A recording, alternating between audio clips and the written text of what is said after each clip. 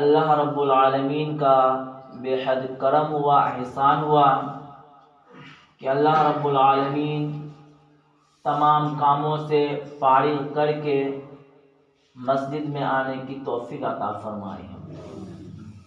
اور مزید کرم یہ بھی ہوا کہ چند منٹ دین کی نسبت میں بیٹھ کر دین کی غور و فکر کرنے کی توفیق عطا فرمائی۔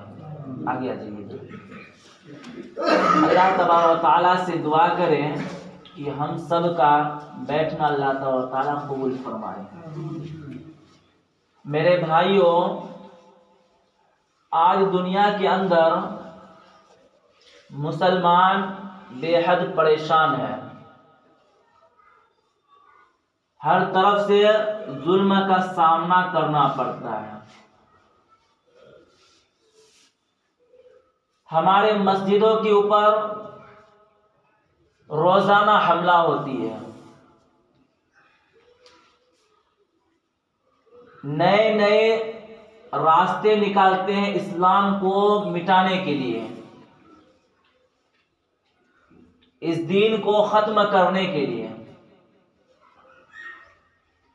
کبھی یہ مسجد، کبھی وہ مسجد، کبھی یہ قرآن، کبھی وہ انسان، کبھی وہ عالم دین، طرح طرح کے جو ہے آئیڈیا نکالتے رہتے ہیں کہ کیسے یہ دین مٹ جائے، کیسے مسلمان ختم ہو جائے۔ میرے بھائیوں، سب سے بڑا غلطی ہم سب کا ہے، کیونکہ ہم سب اپنے دین کو بھول چکے ہیں۔ جو ہمارا دین تھا، صراط مستقیم، سیدھا راستہ، اس راستے سے ہم بھٹکتے ہوئے جا رہے ہیں۔ حضور صلی اللہ علیہ وسلم نے ارشاد فرمایا، الصلاۃ عماد الدین فمن اقامہا اقام الدین، کہ نماز دین کا ستون ہے، کھمبا ہے، پیلر ہے۔ جس نے نماز کو قائم کیا اس نے دین کو قائم کیا، اور جس نے نماز کو چھوڑ دیا اس نے دین کو چھوڑ دیا۔ آج میرے بھائیو، ہم سب غور کریں، کیا ہمارے اندر نماز ہے؟ قرۃ عینی فی الصلاۃ، حضور صلی اللہ علیہ وسلم بتا رہے ہیں کہ میری آنکھوں کی ٹھنڈک نماز ہے۔ سب سے اونچا عمل بتایا، روزہ ملا زمین کے اوپر، صدقہ ملا زمین کے اوپر، زکوٰۃ ملا زمین کے اوپر، یعنی دنیا کے جتنے احکامات اسلامی طریقہ کا جو ملا ہم سب کو، وہ فرش کے اوپر ملا ہے، لیکن جب نماز کی باری آئی تو میرے بھائیوں وہ ہمیں عرش پر ملا ہے، آسمانوں میں ہمیں نماز ملا ہے۔ اور جب نماز صحابہ کرام کو ملا تو صحابہ کرام کیا ہوئے؟ خوشی سے جھومنے لگے، ماشاءاللہ ماشاءاللہ، الحمدللہ۔ اب تو ہمیں نمازوں کے ذریعہ اللہ سے مانگنے کا ایک راستہ مل گیا،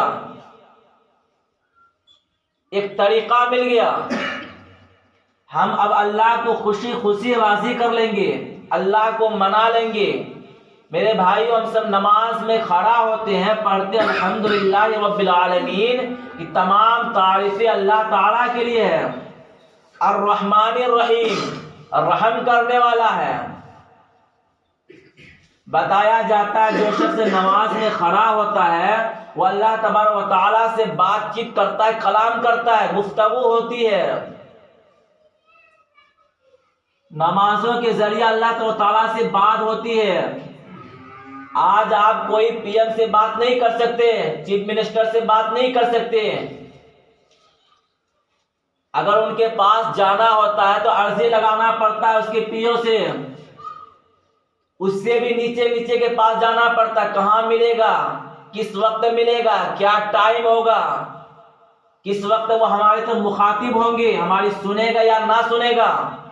کتنا چکر لگاتے ہیں، کوئی چیز کا ہمارا مسئلہ ہو جاتا ہے تو انہیں ہفتوں دن ہمیں ڈیسائیڈ کرنے میں لگ جاتا ہے کہ وہ ابھی کہاں ہے، تو پتا چلتا ہے ودیشوں میں ہے، کب آئے گا، فلاں تاریخ کو آئے گا، فلاں وقت کو آئے گا، تب آپ ان سے بات کر سکتے ہیں۔ پہلے تو ہم سب کو تو جانے ہی نہیں دے گا.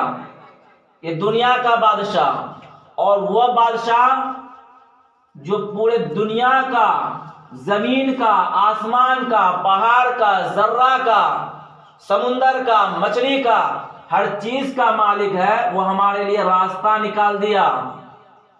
کھڑا ہو کے ہم اللہ تعالیٰ سے بات کر سکتے ہیں، اس سے بتا سکتے ہیں، اپنا درد سنا سکتے ہیں، اپنا غم سنا سکتے ہیں کہ ہمارے بھائی ہمیں پریشان کر رہا ہے، ہمارے اوپر ظلم ہو رہا ہے، ہمیں تباہ کر رہا ہے، ہمیں وہ بدنام کر رہا ہے، ہمیں وہ چاول نہیں دیتا، ہمیں وہ دھان نہیں دیتا. ہر شکایت ہم اللہ تعالیٰ سے کر سکتے ہیں. ادنا چاول کی بھی بات ہم اللہ تعالیٰ سے کر سکتے ہیں.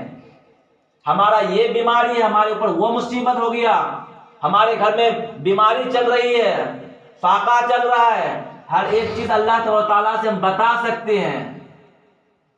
اور اللہ تعالیٰ دنیا کے اندر آپ کسی کے پاس جائیے، ایک بار مانگیے تو کہے گا ٹھیک ہے، 2 بار اچھا کوئی بات نہیں، 3 بار مانگیے تو میرے بھائی وہ نخرا دکھانا شروع کر دیتا ہے. اور اللہ تعالیٰ کیا کہتا ہے؟ ہم سے مانگو، ہر چیز ہم سے مانگو، ہم دینے والے ہیں. روزی کی ضرورت ہو تو ہمارا دروازہ کھٹکھٹاؤ، غیروں کے پاس نہ جاؤ. وہ فقیر کہے گا تمہیں، وہ تو دے گا تمہیں سامنے میں، پیچھا میں 4 آدمیوں کو بتائے گا وہ ہم سے بھیک مانگنے آیا تھا، وہ ہم سے پیسہ ادھار مانگنے آیا تھا، یہ اتنا غریب ہو گیا ہے، وہ ہم سے کپڑا مانگنے آیا تھا.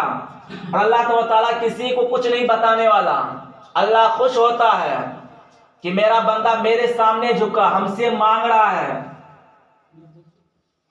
میرے بھائیوں، آج ہم سب کا نبی والا زندگی نکل ہی گیا. کیا سنت ہے، کیا ہمارے اوپر فرض ہے، کیا احکامات ہے، کیا تاریخ اسلام ہے، کیا واقعات ہے، آنے والا رمضان ہے، کیا کیا اس میں بیانات ہوں گے. کبھی فرعون کے بارے میں بتایا جائے گا، تو کبھی موسیٰ علیہ السلام کے بارے میں بتایا، کبھی عیسیٰ علیہ السلام کے بارے میں، کبھی یوسف علیہ السلام کے بارے میں، کبھی نوح علیہ السلام کے بارے میں، کبھی حضرت ایوب علیہ السلام کے بارے میں، کبھی حضرت یعقوب علیہ السلام کے بارے میں. ہر واقعات چلے گا رمضان میں،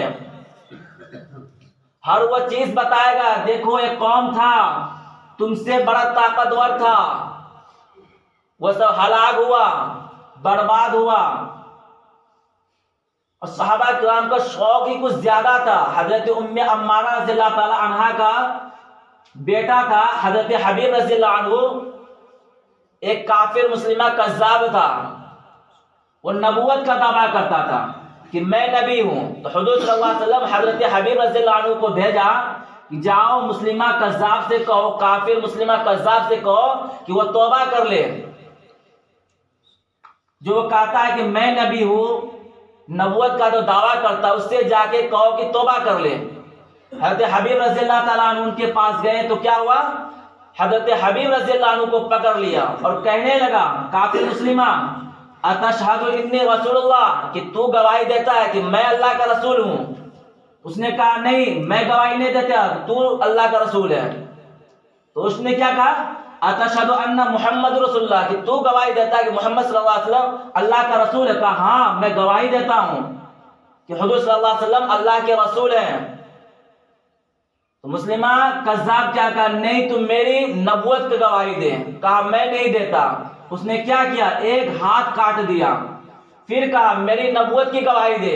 کہا میں نہیں دیتا. اس نے دوسرا ہاتھ کاٹ دیا. پھر کہا میری نبوت کی گواہی دے. حضرت حبیب رضی اللہ عنہ کہا کہ نہیں میں گواہی نہیں دیتا. اس نے ایک پیر کاٹ دیا. پھر کہا میری نبوت کی گواہی دے. کہا میں نہیں دیتا. دوسرا پیر کاٹ دیا. پھر کہا میری نبوت کی گواہی دے. کہا میں نہیں دیتا.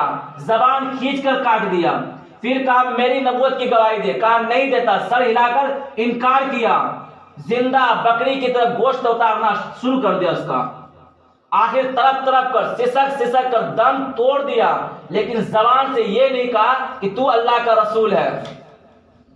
اب ایسی مائیں کو پتا چل جائے کہ تمہارے بیٹے کو بکری کی طرح، وہ بھی زندہ، ٹکڑا ٹکڑا کر دیا، اس ماں پر کیا گزرے گی؟ اس سارے واقعات کو سن کر وہ کہنے لگی لہذا الیوم ارزاتا، ارے یہی دن دیکھنے کے لیے تو میں نے اسے دودھ پلایا تھا. کہاں چلی گئی ایسے مائیں؟ صدیاں گزر گئی. یہ امت کی کوک بانجھ ہو گئی ہے، بانجھ ہوئی پڑی ہے امت۔ آوارہ گرد پیدا ہو رہا ہے، عیاش بدماش پیدا ہو رہا ہے، مکار پیدا ہو رہا ہے، غدار پیدا ہو رہا ہے، نماز کو چھوڑنے والا پیدا ہو رہا ہے، حضور صلی اللہ علیہ وسلم کی سنت کو چھوڑنے والا پیدا ہو رہا ہے، قرآن سے دور بھاگنے والا پیدا ہو رہا ہے۔ میرے بھائیوں، وہ بھی ایک دور تھا کہ جب زمین پر کوئی انسان روتا تھا تو فرشتہ آسمان سے اترتا تھا، اس کے رونے کے ساتھ روتا تھا، اور اتنی بڑی ہوئی ہے کہ ایک عورتوں کا رونا حضور صلی اللہ علیہ وسلم کی فیصلہ کو بھی منسوخ کر دیا تھا۔